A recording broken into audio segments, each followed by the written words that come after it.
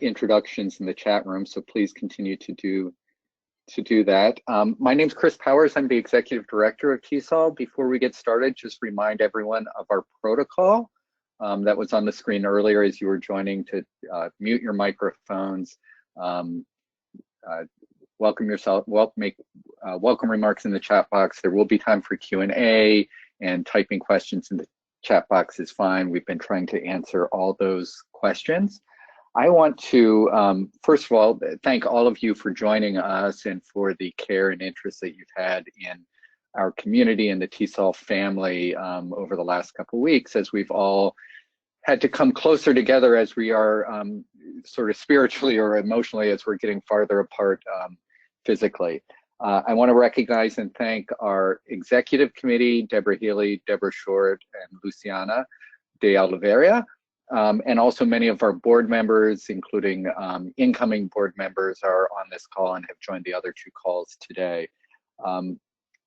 Could I ask my colleagues to introduce themselves, Deborah, and Lou? Okay, hello. Thank you. Like Chris, I'm very happy that you are all here. I see Mary Peacock is here, the chair of the Conference's Professional Council, and I noted that we had a member from the Denver Conference Committee, a team leader, Chelsea. We want to thank our Denver colleagues for all of the work that they did in preparation, and we are so sorry that we can't be there next week. We know you've done a huge amount. So, I'm the current president until the end of our virtual whatever we do with next week with our board meetings and annual business meeting. So I am here, like everybody else, to listen to what you have to say. We've gotten some wonderful ideas from people in the last two town halls, so looking forward to hearing your ideas. This is Deborah. Oh. Sorry. And thanks, go Deborah. Yeah, I want to thank everybody for joining us, being willing to help us think about this new reality, how we can create a wonderful online experience, not only for us to share the knowledge and expertise that we have, but also to have professional development for others and for ourselves. I think it's a wonderful way for us to come together and show how great Tesol is as a community. So thanks for joining us, and please ask your questions and share your ideas. Hi, everybody. This is Lou. I'm the current past president, soon to be past president. And I also wanted to welcome everybody, and I'm looking forward to hearing your ideas and discussing how we move forward in this new reality. So thank you, Deborah and Lou. And let me also add my thanks to the Conference's Professional Council, the local Denver team, to all the presenters, to all our volunteers, to all our IS and other leaders for all the work that you've done in preparing for the convention. And I should add the staff at Tesol as well. We did our first all virtual staff check-in this morning on new virtual platforms that are we're all learning to navigate much as you guys are. And they're doing a great job, I think, in reaching out to members, communicating, continuing to serve members, but also recognizing we were going 100 miles an hour in one direction, suddenly stopped, and now we're going in the other direction in terms of virtual and thinking about new ways to serve our members and you guys where you are and in the needs that you're currently dealing with. And we recognize this is a constantly changing environment that we're in, so we want to be as flexible and open to new ideas and new ways of delivering on the Tesol mission, which is to bring English language expertise to teachers around the world. And one of the best ways we've always done that was through the convention. So we'd like to update you today on how we're going to continue doing that, what we're planning to do right now, where we are on those plans. We're going to give you a lot of answers that are TBD, to be determined. But we also want to be as transparent and open with you in terms of what we're thinking. We are working on a virtual event that we hope will have many opportunities to share knowledge and expertise, to connect, to see keynotes, to connect with exhibitors. We want to give as robust and as strong a virtual event as we can. There will be a message going out this week, starting as early as today, I believe, about refunds and donations. And we understand that not everyone can donate their convention registration, but anyone who can, it would be greatly appreciated. Much of what we do throughout the year depends on revenue that we raise at the convention. So any support that can be offered would be greatly appreciated. And then the other thing that I think is key that I want to mention that we're doing is we're collecting and sharing resources to support students in this time of sort of crisis and challenge, multilingual resources on dealing with COVID-19, resources on learning through. If we could mute, please. Sorry, multilingual resources for students, and then resources for teachers to begin teaching in an online environment. And that is available off of the Tesol main webpage. If you go to the main Tesol webpage, you can see it, a button to the right, and then there is a My Tesol community. It is free to anyone. We opened it just 2 days ago, and I think when we had the call last night, we had 18 participants, and by the time the call was over, or this morning, we had 48.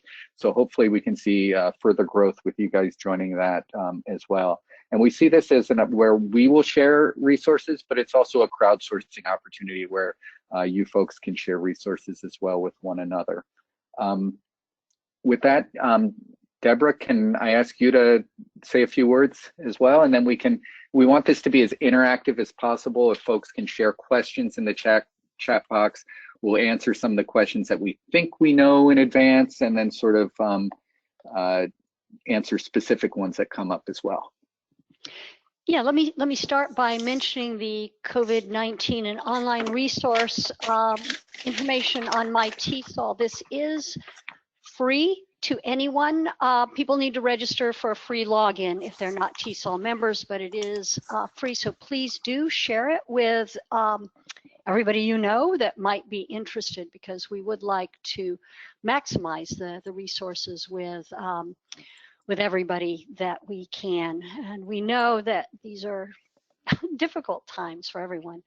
So as Chris pointed out, refund information should be coming out with options for donating.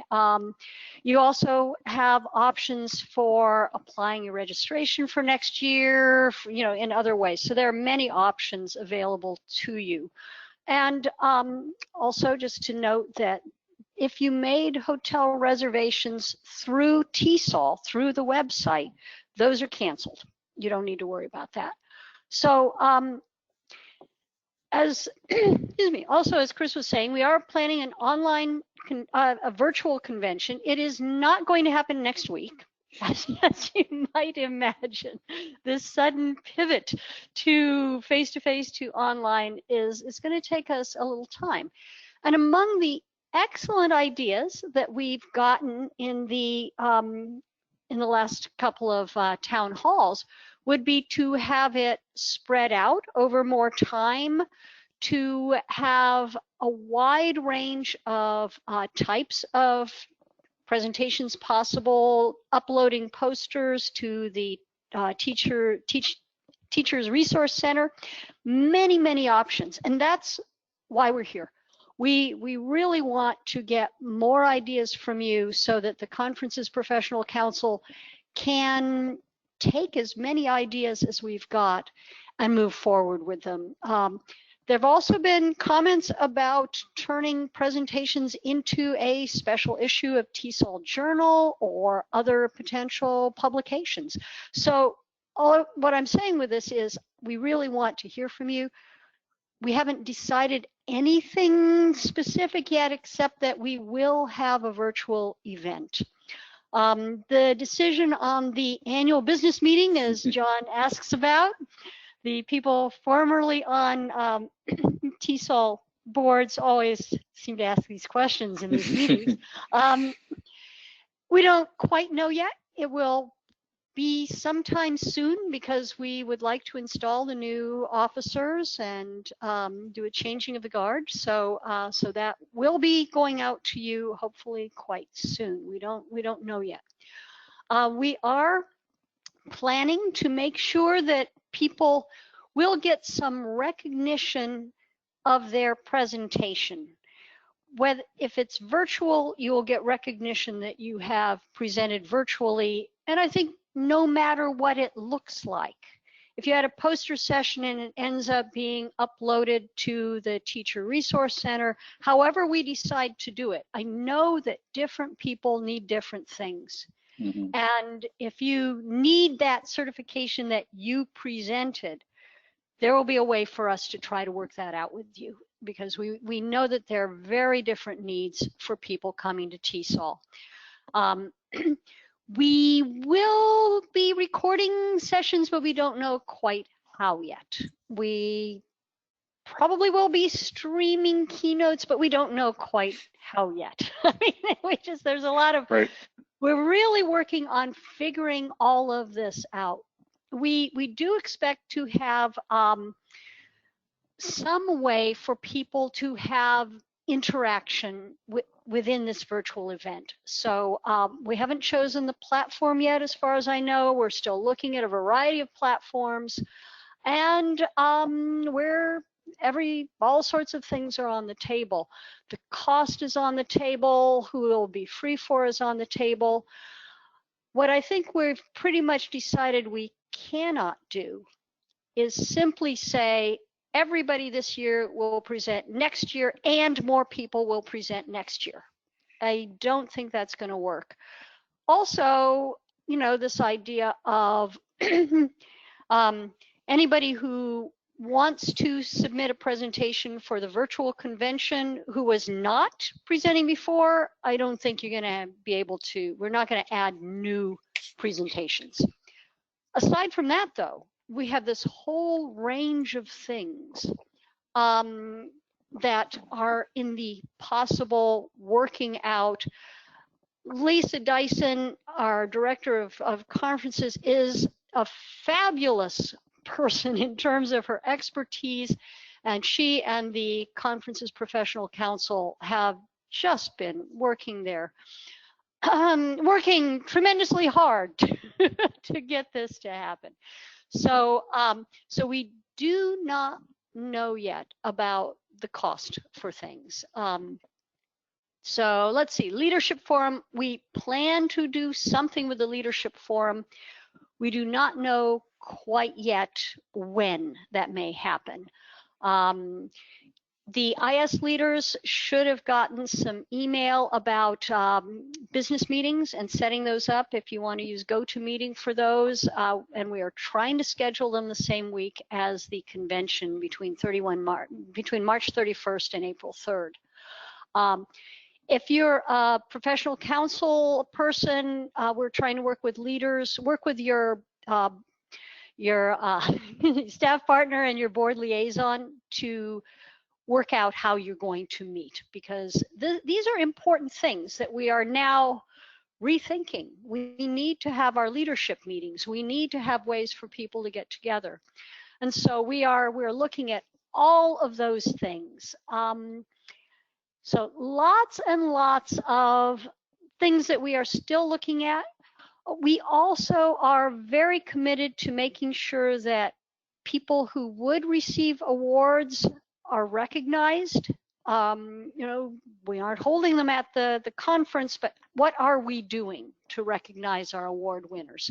And so that's also getting the details worked out. We don't quite have that yet.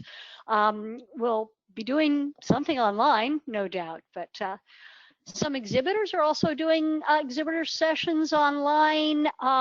There will be ways, sort of a virtual exhibit hall is being talked about.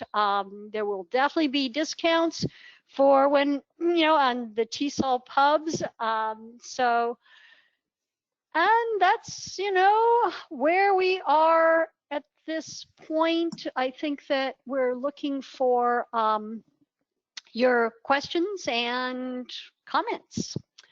And Deborah, if I can add, especially at that last point on the pubs, our team is working feverishly to create the virtual version of the Tesol bookstore that you would have seen in Denver without whatever snow or weather we might have had.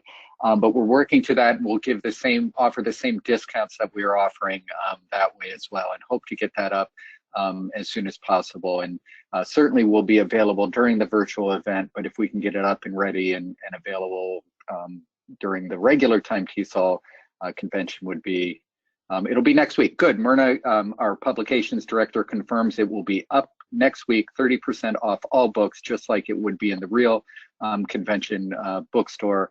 And it will be, that piece will be up in time for the regular convention.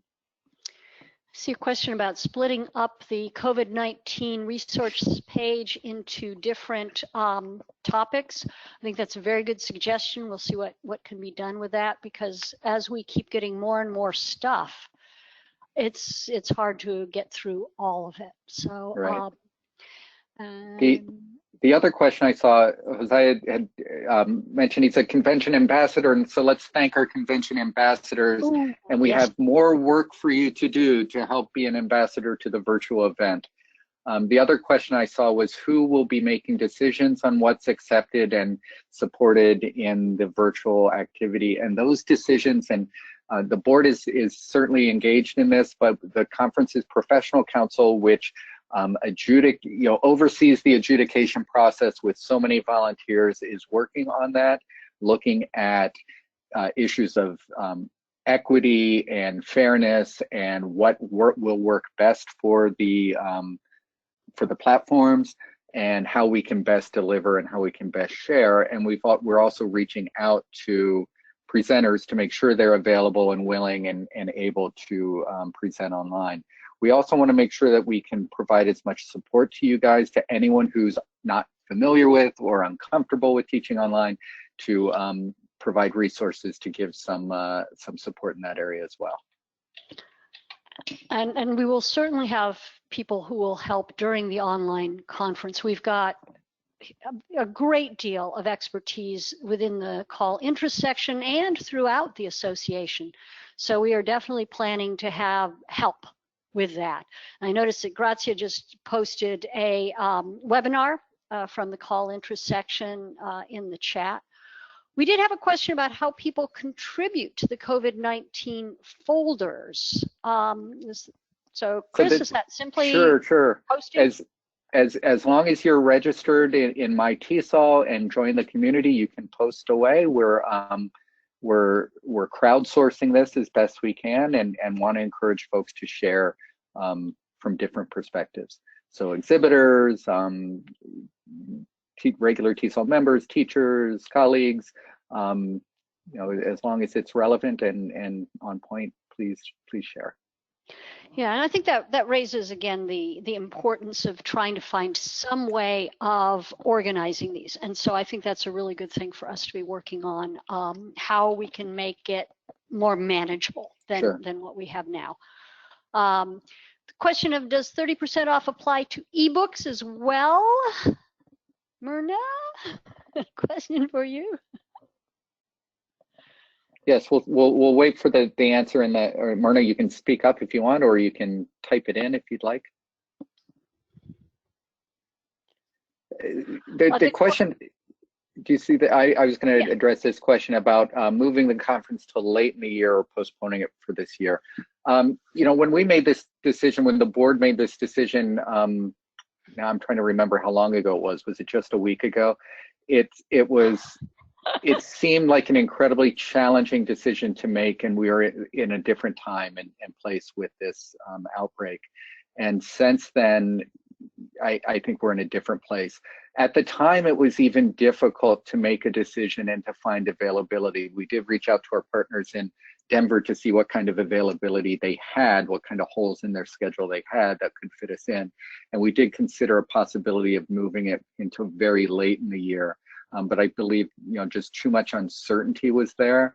And I think even since then, it's been even greater uncertainty. So what we'd like to do is, we made the hard decision to cancel, but then the world certainly made other plans as well. And what we'd like to do is move forward in the best way we can in the current environment, and that's through distance and online and virtual, and offer the best opportunity to do everything that we do so well at the convention, that you do so well: share expertise and knowledge, connect, network, celebrate our success, commiserate over challenges, and everything else. So we're trying to do that and recognize that nothing is ever going to take the place of face-to-face. And we look forward to the opportunity when we can do that again, and we'll celebrate even more when we can do that. But in the meantime, we're going to move forward and support each other virtually. We had a couple of other comments here. The summit on the future of the TESOL profession had a great online strand. That's a way of doing online strands. I think that's a good model for us. And we have people who are well familiar with how that worked. So we will definitely use our existing expertise in helping with that. And as has come up a couple of times, the conference's professional council will be making decisions, and no doubt with a certain amount of discussion with the board or information to the board about who will be presenting where and how and when. They are the group that's tasked with doing this, as Chris mentioned earlier, and so they will be doing it. The publication idea it's just floating around right now. It came up yesterday, so we'll see where we go with it. I think it's a great idea to have some sort of thing that comes out of this, whether it's special issue of TESOL Journal or maybe proceedings or something. And also, the sessions that are presented online will be recorded. So we will see what exactly is available on demand for free, what has a charge, what's a member benefit. All of these are just, we don't know yet. Oh, and I see Myrna, our director of publications, responding that proceedings are a great idea. That gives it extra weight, folks. So think about that. We will see if this happens. So yeah, we do know that there are those who need presentations for promotion, and I think it's a good idea to try to find a way to let people indicate what's essential. Maybe have panels, all great ideas. One of the things they're doing at the American Educational Research Association, which has something like 9,000 presenters, is to have most of the people doing annotated PowerPoints that are posted online and accessible with a conference program so that people can get to those online. So all of these ideas are up for grabs. As I mentioned early on, probably before many of you were here, we are recording, we will be capturing the chat and sharing that. We haven't decided yet exactly where to do it. We do have a question about conducting ticketed events. What's happening with that? I think that's a question for the CPC or Lisa, perhaps, because I don't have an answer to what's happening with ticketed events. So I think that's one of the questions that's being discussed and determined with the CPC, and looking at what can be provided and what can easily be turned into something virtual, and what might be more challenging with workshops and interactivity that might be different than a different kind of event. So that's sort of an issue that's on the table too. I want to respond to our colleague from Russia who talks about being connected to this global community in this in feeling united in the world. Thank you for joining us, and I think it's more important than ever that we do that now, especially virtually when we're having challenges doing it in person. Joe McVeigh, our board member, mentioned that we've got some exhibitors who are here and wanted to know how we can connect with them to share their products, their activities, their work. And there's going to be multiple opportunities for that in the virtual convention, we expect to have a virtual exhibit hall. We expect to be able to connect them in sort of those traditional ways through exhibitor sessions and so forth, and then other opportunities to reach out and to connect with them through our website, through the mobile app. The mobile app is still up and running, and you can connect through to our exhibitors through that. And all the registered attendees are there in the mobile app. So that's an ongoing resource that can continue to be used. Okay, so we have several other questions. Let me try to mention some of those. IS meetings, these are being scheduled. Hopefully you will, if you're an IS leader, you got an email about working to schedule those, and those will be scheduled, so you'll be able to do that. Intellectual property is an excellent point. I think that that's going to have to be something that we arrange with individual presenters to determine what it is that is available and what is not, and to make sure, because we do not want Tesol to turn around and say, thanks for sharing, let's sell your stuff. I think all of us who are on the board have been in that position, and we do not want to see that happen. So I think we will do our best to make sure that we protect that. And I think that we will, it's a very good point. We will work around, we'll find ways to say whether you have published or rather presented, even if you don't present. We'll have to figure this out. It's a really good, really good question. Right. So that's one of the questions that we'll be looking at and expect. And I think that's something Lisa's looked at, and in terms of platforms, in terms of reaching out to presenters and whether or not they would be comfortable in having their material recorded. And we know at least one of our keynoters, the keynoters are all interested in presenting. At least one does not want it recorded, again, to protect the intellectual property and sort of the aura of the presentation, I suppose.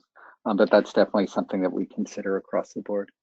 Yeah, we have gotten the suggestion of Coabe as a model, so it's on our list. The intersection events, those are, in the plans to be scheduled as virtual events. So this is one of the many pieces: poster sessions, intersection events. There was a question about the grad student forum. They're all going into this. How do we make this happen virtually? So we are, it is, as Federico is pointing out, we're using this as an opportunity to think different and to come up with other ways to find ways for us to network with each other and share information. Somebody was pointing out that you can use the resource brief section of Tesol Journal to share annotated PowerPoints. We'll definitely check up on that. That sounds really good. And people who couldn't come to Denver can have us, can interact with us in this way. So, okay, we're getting, okay. Oh, yes, Myrna is saying we will protect intellectual property. Yes. I would expect no less. Okay. So any other thoughts, questions? Probably question about stretching things out over time. That's something we are discussing as well. The best way to run an online convention in terms of chunking or in terms of spreading out over both days or even longer. So that's under active discussion. And the idea of workshops as webinars, another possibility. Everything, thank you for sharing all these great ideas. They go into the hopper of how do we do this? How do we best do this? And the idea that some things that are done live, you can attend live, or just like many of our webinars now, we get many more people viewing them after the fact than are there live. So that's something we could work on as well. Mm-hmm.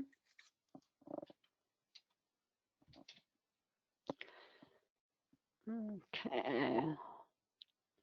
that attendees may not protect intellectual property. That is, I think that's something we have all experienced as presenters. You're going to another presentation, and there's there's the work that you did being presented by somebody else. There's only so much. There's only so much we can do. But that's a great point. And there are things that are maybe unethical or inappropriate in a physical space that we need to take precautions against in a world where we have all kinds of people. So we'll have to just think about how to offer similar protections in a virtual world. The places where I've seen my own work show up have all been face-to-face. So so I think that it is an issue, protecting intellectual property. I think it will let people see more sessions. So so we're going to hope for the best, hope that this works well. I know there's... So there was a question, I think, about the platform, and we are looking at various platforms to use. Deborah mentioned Lisa, our conferences director, is also a certified virtual meeting planner, so has a great experience in this. And then we're looking at both what our members and our CallIS and colleague associations have done, as well as colleagues in sort of the broader field. Is most of the world is now moving into this kind of activity. So, Chris, do we have anything remotely like a timeline yet, or Mary Peacock? Do we have a sense of any kind of a timeline, or Lisa? We don't quite have a timeline. We want to move as quickly as possible, but with as much time and intentionality to make this a quality program. Mary or Lisa, do you want to share? And Mary, forgive me for asking you again, but we asked you in the earlier sessions to talk a little bit about the process that's going on with the conference's professional council. I think it would be useful to share that, as well as the amount of work and planning that might take for this. We're not going to be able to get it up next week, but sort of what we might be able to do. So we really are at the very I think first we were all just kind of stunned at what's happened, and we are meeting today. We've been talking online. We are meeting today. We're waiting for various decisions to be made. So we're really aware that people who had planned to present are very anxious to know what their options are going to be, and we hope to have something more concrete fairly soon. But again, I'm sorry that this is all kind of up in the air. We are just beginning to explore. What I do want to say is that we're going to be very mindful about providing options where we can. We know that presenting is important personally and professionally to our members. And I wish I could be more definite. Lisa may have more to say, and I think on the timeline we're still not quite sure. I know we want to move as quickly as possible, but maybe Lisa can add to that. So, and I'll let you speak as well, Lisa, but on this question of 2, 3, 6 months, certainly not 6 months, and somewhere in the closer range is what I think we're going to be aiming for.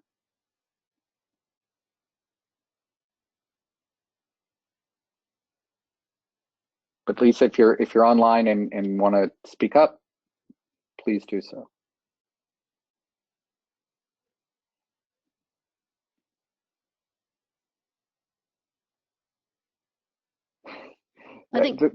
Thank you, Leslie, for pointing out. Oh, Lisa is here, but she's having issues with her audio. So thanks, Lisa. If you want to add anything in the chat box, please do.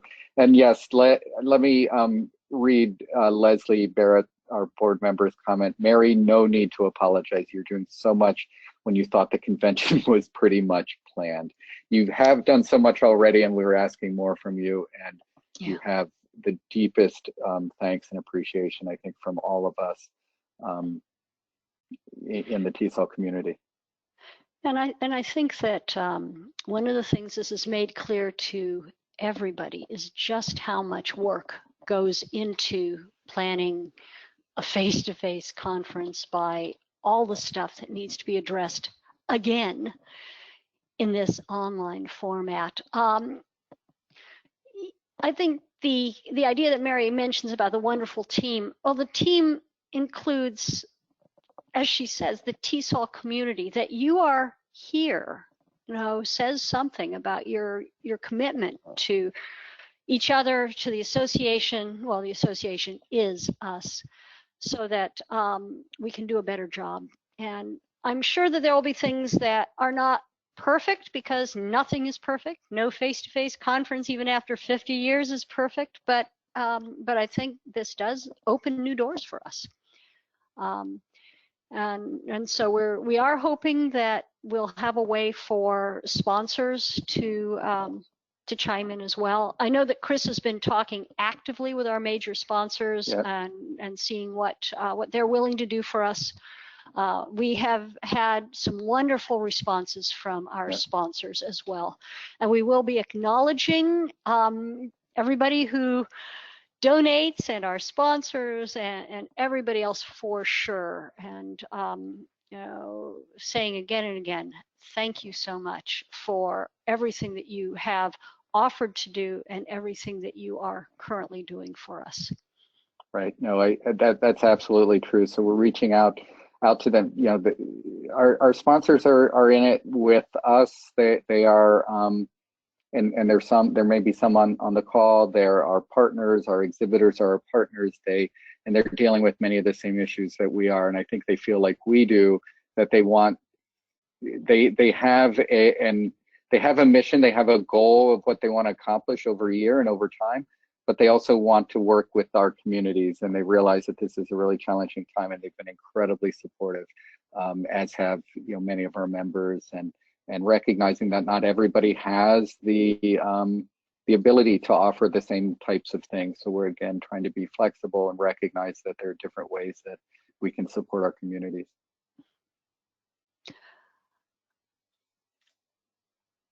Let's see. You can donate your registration to Tesol now. I don't think we have quite yet decided about whether you can apply your current registration fees to the virtual conference if we are charging for it. So we'll see. I mean, right now we'd like to get as many of these options out to you as we can in the letter that's going out to you either today or tomorrow. So we're trying to figure all of this out really fast. Right. Very good suggestion from Gay about the CPC maybe thinking about holding planning sessions with people interested in different areas of a virtual conference. Again, there's a lot of community support. Other places are doing reduced registration fees for their online. There's just a lot of options for us, right. And we are doing our best to figure it all out. Right. And very helpful to have the comparators, like Tesol Ontario charging $25 to attend virtually for non-members. Many options, and as you all know, the conference is a major source of revenue for the association. And I mean, we had board members basically in tears as we were voting to cancel this. Right. It was so hard. It's still hard. I'm still choking up over it. But I think we're doing our best to figure out a way to make this work. And you will get a donation receipt if you do donate. That we know. We know we can do that. So at least there's that. Question about volunteering for the online event. There is no mechanism for that now. You can reach out to conventions at tesol.org. It's a way that you can connect now, and unless and until we develop something else. Again, Lisa, if you want to type in any thoughts on that, that would be great. We Yeah, know we've got huge expertise. The EVO, is a vast source of expertise. The Electronic Village Online. So I think that makes us stronger. That we have this experience. We're not suddenly saying, "Oh my goodness, what do we do when we do online?" Well, we've got some experience with it. We haven't done a full-blown conference online, though we have done one-day conferences and the Electronic Village Online for a longer-term approach. Yeah, as Lisa Dyson is saying, just email at conventions@tesol.org. And if I can add, I love the questions about donations and about payment and everything else, because figuring out how to keep the virtual lights on is part of what I have to do. But what we're doing in this sort of brand new environment is focusing first on our mission and making sure that we can deliver the knowledge and expertise and the connectivity that comes with the TESOL convention to everybody who relies on it and deserves it. And that's what we're doing first. And secondly, we want to make sure that we're able to recoup some of the losses, to cover some of the costs, but also make sure we do that in an equitable and a fair way. And it's we know it's challenging. We wish we had a really specific answer for you right now, but we appreciate your patience as we try to work through all of this. And again, we want to focus on understanding your needs and meeting them as best we can first, with other issues coming a little bit more secondary to us. Now let me mention something that George Corpus came up with, a hashtag that I will suggest to you here, with thanks to George. I mean, TESOL Strong is another one that I think Deborah Short was using. Yeah. But I think that, TESOL is us. It's all of you here, all of us working so hard to make this happen. And we will come through this. We will use this as an opportunity to do better, to do more in future. Our ideas about conventions of the future that we thought were, we're going to think about this for a longer period of time. Well, we're thinking about it now. So I think that this is where we're going. If you have additional ideas about how we build community, how we do networking, that would be lovely, because one of the great things that happens at TESOL is just the random interactions, as well as the planned interactions, but the random interactions about where we just meet each other. And so how do we enable that being, an ongoing question? I think sponsors are being talked to, Lou, trying to make sure that we have them and get their suggestions as well. So I think that we are staying aware of how much we need our sponsors, and how we can help them and how they can help us. It's hard times for everybody. Right. But this is, if you want to call it a silver lining, it's that we've wanted to do more virtual. We've wanted TESOL to be meaningful throughout the year, as it is for so many of us. We wanted that to be meaningful to many more people. And being more virtual, recording sessions, developing a resource bank, a library of resources, gives us a real opportunity that we didn't have before. And I think that the Love TESOL hashtag, the We Are TESOL, as a community spirit, I think is a really valuable one. And the way I could feel it on the calls the other night and on this one, the support of all of you, everybody who's given so much to TESOL. And we're talking about giving additionally in terms of donations and so forth, but giving your time, giving your expertise, giving your caring is so meaningful to us. So it's just something that I think means a lot and can help us be a stronger organization at the end of the day, and can help us build better webinars, better newsletters, better connections, and better products and services and everything else that we can do. It's an incredible community, and I want to thank you all for being part of that, and and engaging with us in this process. And even if that means we don't know what all the answers are, just understanding that we're trying to work through this with you. And I think there's a very good point that there are so many people who are struggling with, guess what, tomorrow you're teaching online. That I think if we were in any stretch of the imagination to hold it next week, we'd all be going insane with all of the personal demands on us. So I think having this, maybe having it more spread out, definitely not having it coming up instantly is, a reality as well as not a bad thing. So we're hoping for the best. And we had another shout out from John Schmidt to our staff in the Tesol office. Amazing group. We knew they were amazing before. We really know it now. They are just being fabulous in this hard times. So and they're all working from home. That's right. I was going to say not in the Tesol office. Yeah, the people who work for the Tesol office, but not currently in the Tesol office. Yes. Thank you. Thank you, John, for reaching out. And it means a lot. And like I said at the beginning, we had a virtual check-in with everyone this morning. And we're all dealing with, just like you are, dealing with so many different issues, and from our family, and juggling that, teaching our, even if we thought we sent our kids away to college, they're back home, just all kinds of stuff going on. And then, for especially for Lisa's team, who were working on the convention so hard, and they were ready to go. They had everything set. But if you did walk into our office, you'll see boxes piled up that were ready to ship to Denver. And then we had to put a hold on that. So, but they've been remarkable and just focused, again, like I said, on our mission and how we can serve teachers as their needs change, which change from week to week and from day to day.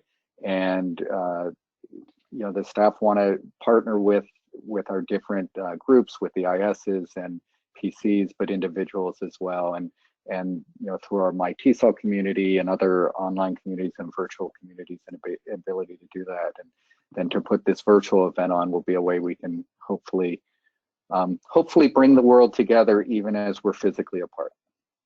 Yeah, and Shadia mentions a forum that for the virtual conference for attendees. I think this is in the summit on the future of the Tesol profession model, and definitely something that we will be considering, a forum for people to chime in, not only for a specific workshop, perhaps, specific presentation, perhaps, but in a more general way. So this is an excellent idea, definitely in the list of things we're trying to do. Right. The other thing I'll point out, this is Founders Week, when we recognize the anniversary of the founding of Tesol, and we were planning to use it. We had the marketing all lined up to get excited about the convention and the new books we were going to be selling and opportunities to participate there. And that had to change on a dime too. And we're using this as a way to, again, bring the community together, highlighting the resources that we're pulling together, that we're crowdsourcing together, and bringing the community together. I think there's not a better, if we can't do the convention, there's not a better use for our founders campaign than that. I want to recognize Gwen Mason on our team, and Juliet Mason, no relation, in our membership and our communications team for leading this. Yeah, I think thanks, Olga, for Coursera and Canvas. We are looking at all platforms. And I've definitely done MOOCs on a variety of platforms, as well as other members of the conference's professional council and the board. So we are talking about all sorts of possibilities. Yeah. We do want something that allows more functionality than we have with GoToMeeting. I think that one is definitely on the, we are not using GoToMeeting. Certainly. There are a number that are specifically designed for online meetings, that include the exhibit halls, that include networking opportunities, that include chat rooms and small breakout rooms and everything. And Lisa's been working through with a number of those, looking at what might work best for us. Yeah, a good question about AERA. I don't recall offhand if they said what platform they were using, but that's certainly a good question to ask. Yeah. We want to see what they're doing with their stuff. What I've heard from other colleagues in different fields and associations, one I saw when they made their decision, they went 100% virtual. And I asked how they did that and how they could do it in such quick timing. They said, well, they always had 18 or 20 sessions that were virtual. They had a hybrid convention or conference already, and they're just going with those 18 or 20, and maybe they add 2 or 3 more. We're in a very different situation than that, where we did not have a hybrid or anything that was quite virtual like this. Again, silver linings is that this experience, when we are back to face-to-face, we'll have a lot of experience with online, and we should be able to offer these kind of virtual or these kind of hybrid models that are, so many organizations have been moving to. So hopefully we can, that'll be a good thing to look forward to once we get through everything we're getting through now.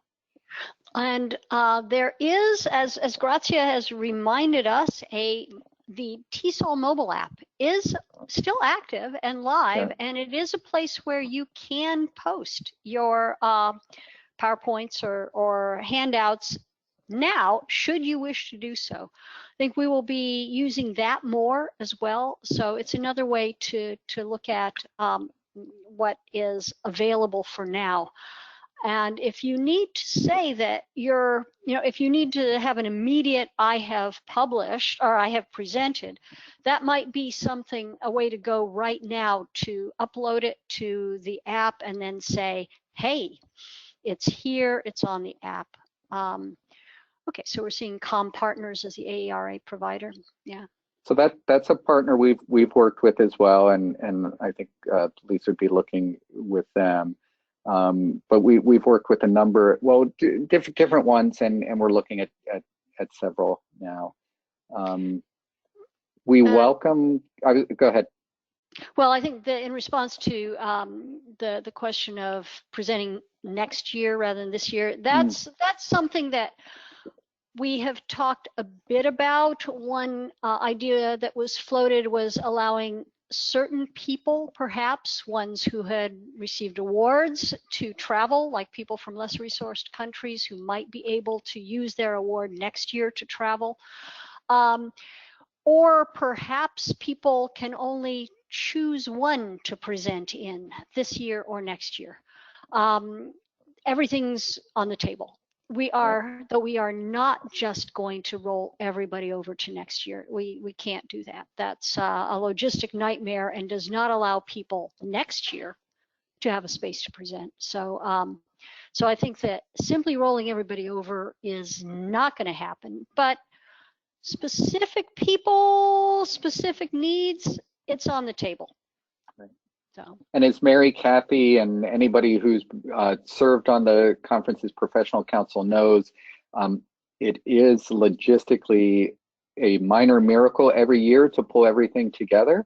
And the venues change, the size of rooms change, the number of rooms change. And so it's never the exact same thing twice. And trying to pick up what fit in the box in Denver and put it in the box in Houston might not always work as easily.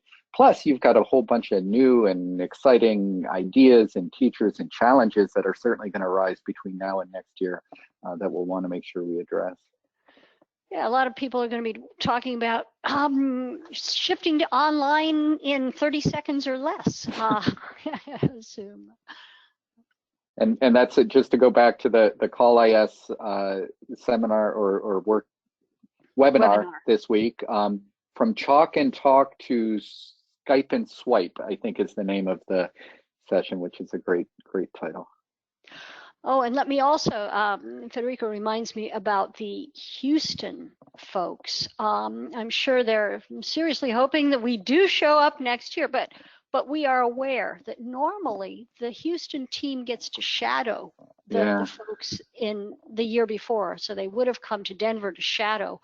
I'm really hoping that we can find ways to have them work with the current local team in Denver to help them prepare for what they need to do in Houston, even without having been to Denver.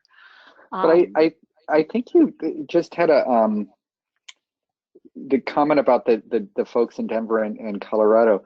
The Tesol International Convention is an international convention, but it's also a local convention. We get so many people from the local state who come out for their professional learning, and there are a lot of people that we will miss in Denver. So I think it's really in our interest to try to think about not just presenting in this virtually, which is important, but in terms of bringing people together next year, what we can do to help encourage those folks who were planning to come from the Colorado area to get into to Houston. We might have to think about how we can do that.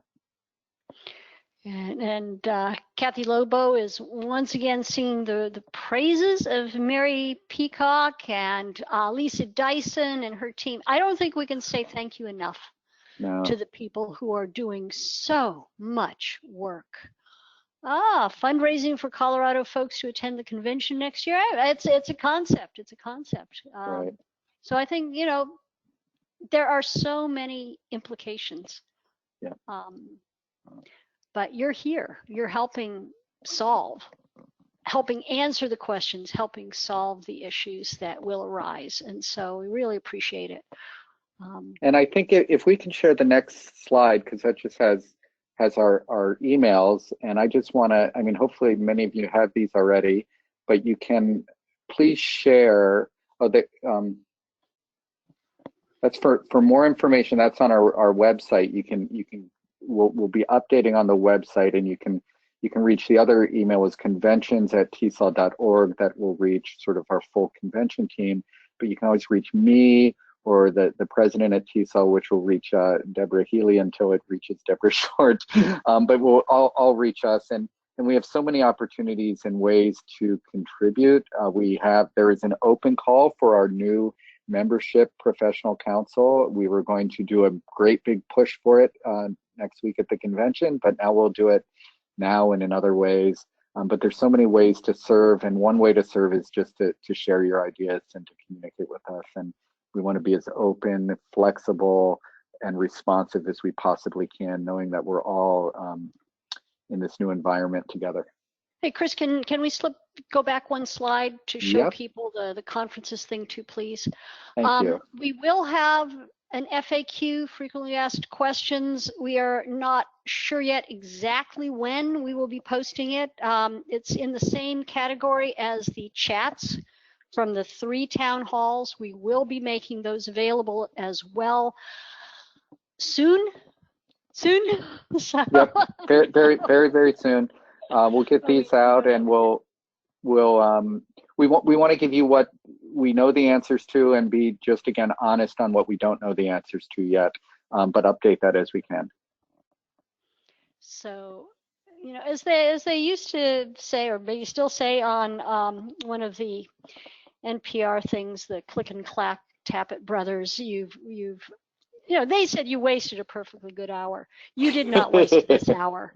You have spent we appreciate how much time you already spend and are spending. We will keep posting things on the Tesol website, the Tesol blog. Do check the Tesol homepage for updates, because we will do our best to put it there. Probably also our Facebook page, maybe Twitter, but and I would suggest that we are likely to be sending you more emails through our membership database to all our members, because I think that at this point it's really important that we keep communicating what we're doing. So we'll give you as frequent updates as we possibly can. And I am sorry that we don't have more answers, but we really needed to hear from everybody to get some more ideas. And so your help has been invaluable. Right. Yes, so I just say thank you again to everyone who contributes, has shared ideas, has other ideas to share. Please keep them coming. Yes, stay Tesol strong, stay healthy, and stay a good distance away, but connected in our hearts and through our computers. Yeah, virtual elbow bump to everybody. Our mile high five Yes. from an even farther distance. So thanks again, everyone. We'll be in touch, and we appreciate your sharing further ideas. And thanks to the board and to staff and everybody else who's contributed and continuing to contribute.